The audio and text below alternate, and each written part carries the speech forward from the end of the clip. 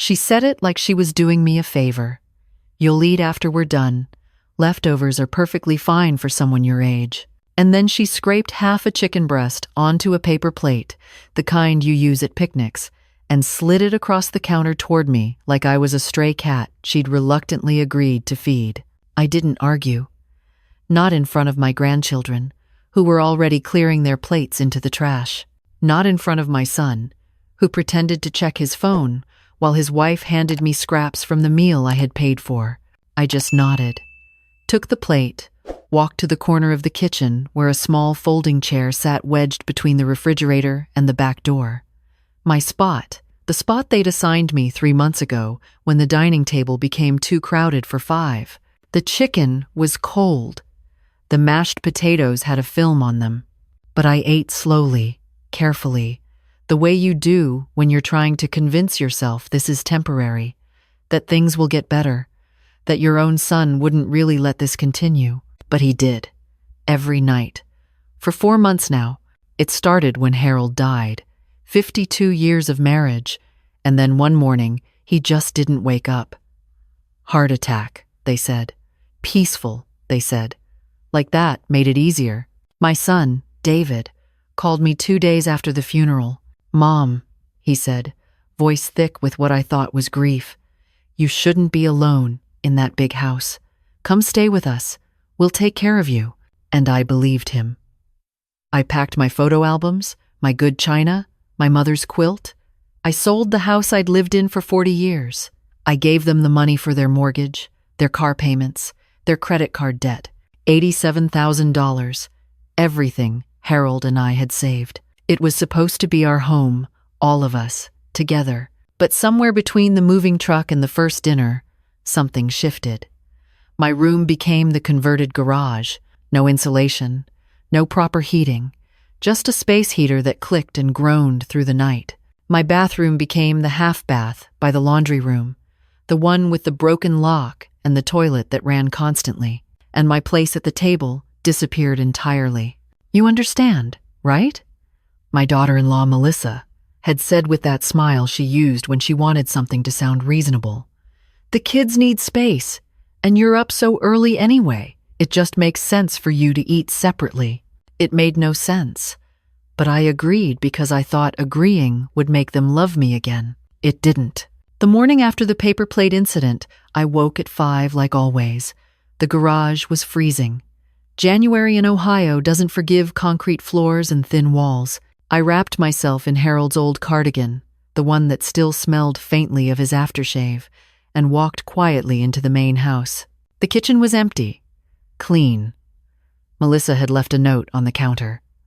Mom, don't use the coffee maker. It's for David's special blend. There's instant in the cabinet above the stove. I looked at the cabinet. It was the highest one in the kitchen, the one I needed a step stool to reach, the one they knew I couldn't safely climb to. I made tea instead, my own tea bags, the ones I'd brought from my old house, hidden in my coat pocket because Melissa had thrown away my groceries once, said they were cluttering the pantry. That afternoon, I was folding laundry in the basement when my granddaughter, Sophie, came downstairs. She was 14, all sharp edges and eye rolls, but sometimes she looked at me like she still remembered the grandmother who made her pancakes shaped like hearts. Grandma, she said, not looking up from her phone, Mom wants to know if you can pick up Tyler from soccer practice. Your mom has a car. She's busy. I set down the towel I was folding.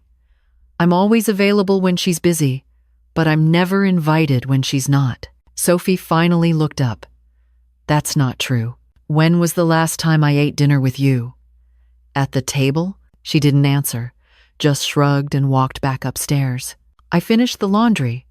Then I sat on the cold basement steps and made a decision. The next morning, I didn't eat their leftovers. I walked 3 blocks to the diner on Maple Street, ordered eggs and bacon and toast with real butter, and sat in a booth by the window like a person who mattered. The waitress refilled my coffee twice without being asked. She called me honey and asked if I wanted more cream. Such small kindnesses. I almost cried. When I got back, Melissa was waiting in the kitchen, arms crossed. Where were you? Breakfast. We have food here. You have food. I have paper plates and cold scraps. Her face tightened. We're doing the best we can. No, I said, surprising myself. You're doing what's convenient. There's a difference. She stared at me like I'd spoken a foreign language. Then she grabbed her keys and left without another word. That night, I wasn't given a paper plate. I wasn't given anything.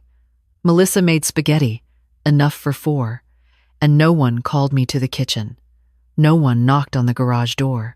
I sat on my cot and listened to them laugh through the wall, forks clinking against ceramic plates, and I understood. This was punishment. For speaking, fine, I thought. If silence bought scraps and speaking bought nothing, then I had nothing left to lose. I found Harold's old briefcase in the corner of the garage, the one I'd insisted on keeping even when David said it was junk. Inside were documents I'd almost forgotten. Our marriage certificate, the deed to the house I'd sold, bank statements going back 20 years, and a business card I hadn't looked at since Harold's funeral. Patricia Vance, elder law attorney. She'd handed it to me at the reception, pressed it into my palm while everyone else offered casseroles and condolences. If you ever need anything, she'd said, anything at all. I'd thought she was being polite. Now I wondered if she'd seen something I hadn't. The next morning, I called. Patricia's office was warm. Not just the temperature, the colors, the furniture, the way she looked at me when I sat down across from her desk. Tell me everything, she said. And I did.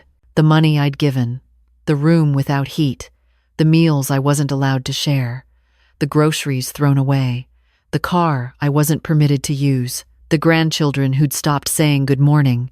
She took notes without interrupting. When I finished, she set down her pen and leaned forward. Margaret, she said, what you're describing isn't just unkind. It's financial exploitation and elder neglect. Both are actionable under Ohio law. I blinked. I didn't give them the money expecting it back. That's not the point. Did you understand that giving them $87,000 would result in you living in a garage and eating scraps off paper plates? No. I thought I was helping. I thought I'd be part of the family. She nodded slowly. Then we have grounds. Not for revenge, for restoration. We spent 2 hours going over my options. A formal demand letter, a potential civil suit, an elder abuse report if they refused to cooperate. She explained each step carefully, made sure I understood the risks and the possibilities. At the end, she said something I'll never forget. You spent your whole life taking care of other people. It's not selfish to ask someone to take care of you. It's not unreasonable to expect basic dignity, and it's not wrong to fight for it. I left her office with a folder of paperwork and something I hadn't felt in months. Purpose. Back at the house, I didn't go to the garage. I walked straight into the kitchen, opened the refrigerator, and took out the orange juice Melissa had labeled, "Do not touch." I poured myself a full glass, drank it standing at the counter, left the empty glass in the sink. It was a small rebellion, but it was mine. That evening, David came to the garage.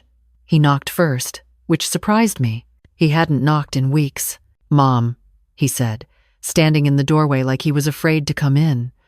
Melissa said, "You've been acting strange." Strange how? Eating out, taking food from the fridge, talking back. I set down the book I was reading, one of Harold's old mysteries. Talking back, I repeated. "I'm 68 years old, David. I'm not a teenager breaking curfew." He sighed. "You know what I mean." "No, I don't. I don't understand why I live in a garage. I don't understand why I eat alone. I don't understand why I gave you everything I had and now I'm treated like a burden you're obligated to store." His face went through several expressions. Confusion, irritation, something that might have been guilt, quickly buried. "We're doing our best," he said finally. Same words as Melissa, same hollow tone. I stood up. "Your best would include heat. Your best would include a seat at the table. Your best would include remembering that I changed your diapers, paid for your college, and held your hand At your father's funeral." He didn't answer, just turned and left, closing the door harder than necessary. I didn't sleep that night. Not because I was scared, because I was planning. The letter arrived 3 days later.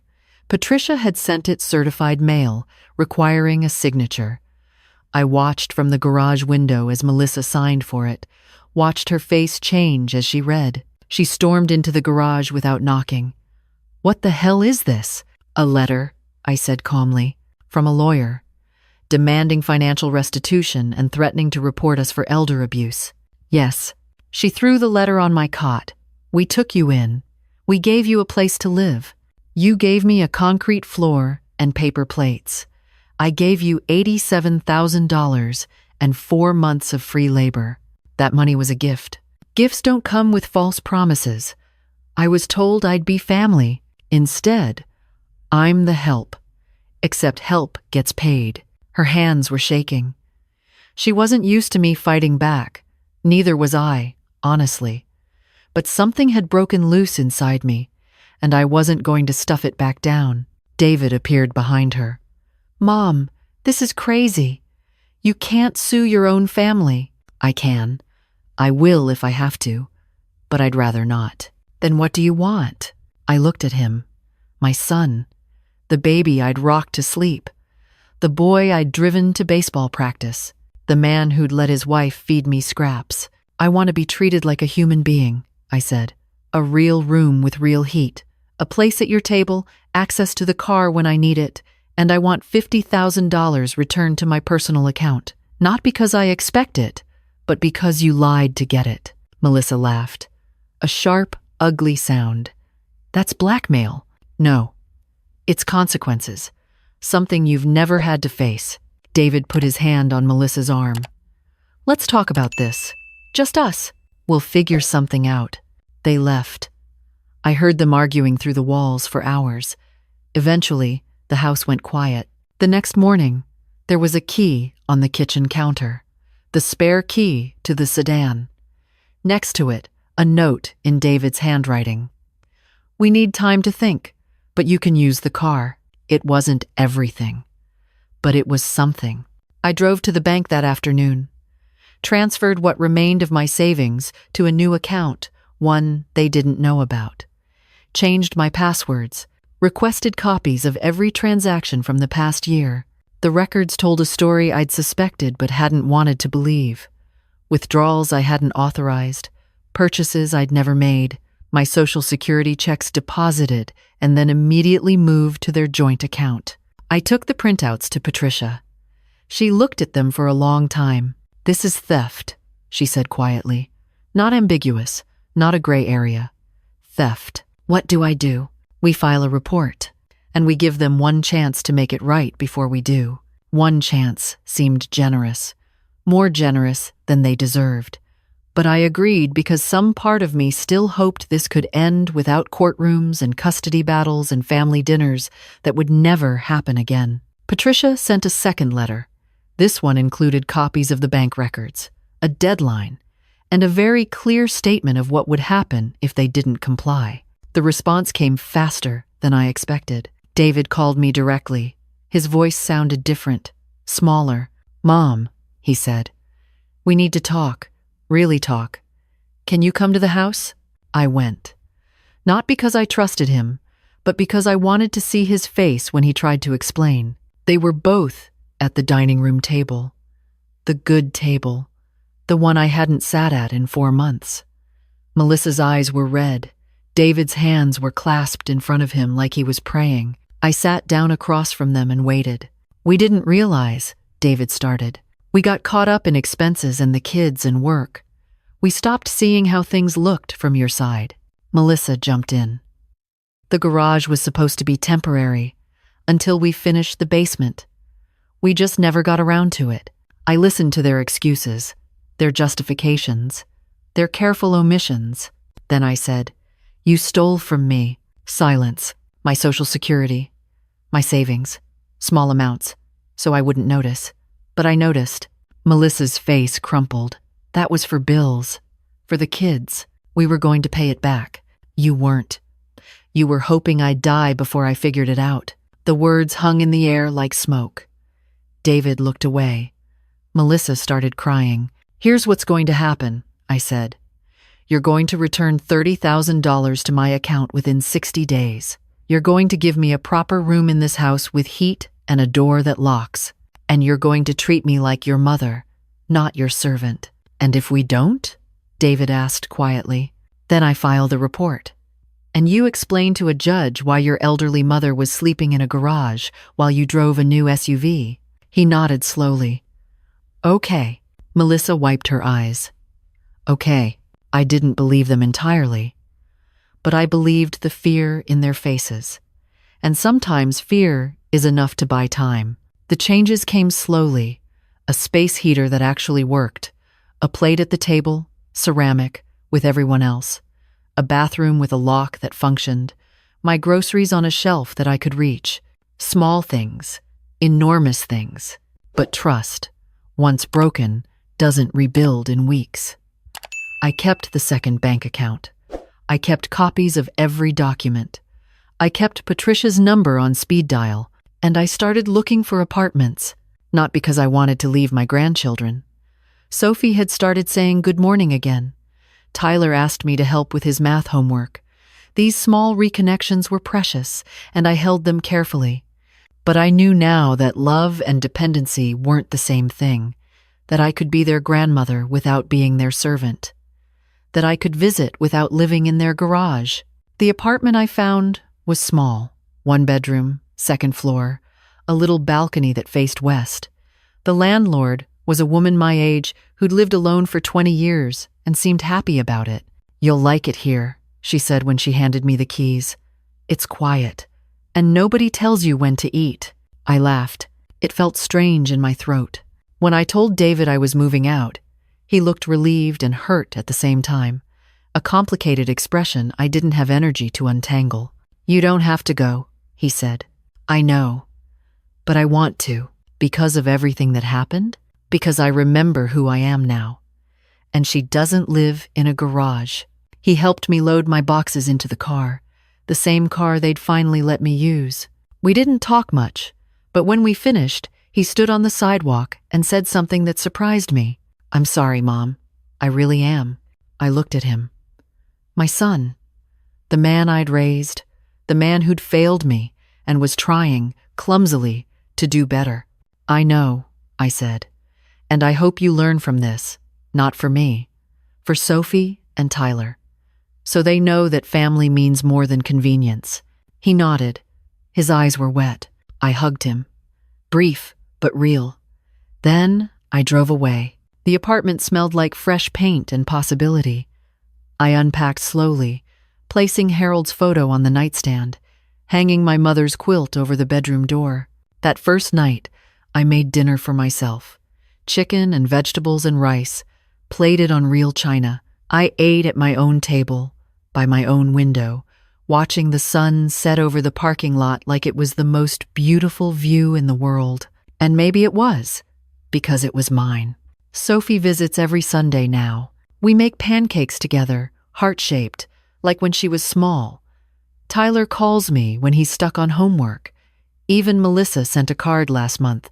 Just a card, no words inside except her name, but it was something. David and I are rebuilding, slowly, carefully, with boundaries I should have set years ago. I don't regret the money I gave them.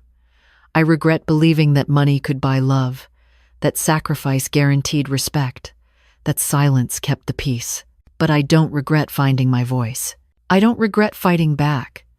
And I don't regret this small apartment where nobody tells me where to sit or what to eat or when I'm allowed to matter. If you're listening to this and you see yourself in my story, I want you to know something. You're not too old to start over. You're not too tired to fight. And you're not asking for too much when you ask to be treated like a person. Paper plates are for picnics, not for mothers. Not for anyone who's given their whole heart to a family that forgot to give back. You deserve a seat at the table. And if they won't give you one, build your own damn table. That's what I did. And I've never eaten better. If this story touched something in you, share it. Someone else needs to hear that they're not alone, that it's not too late, that dignity isn't something you earn, it's something you already have. You just have to remember it.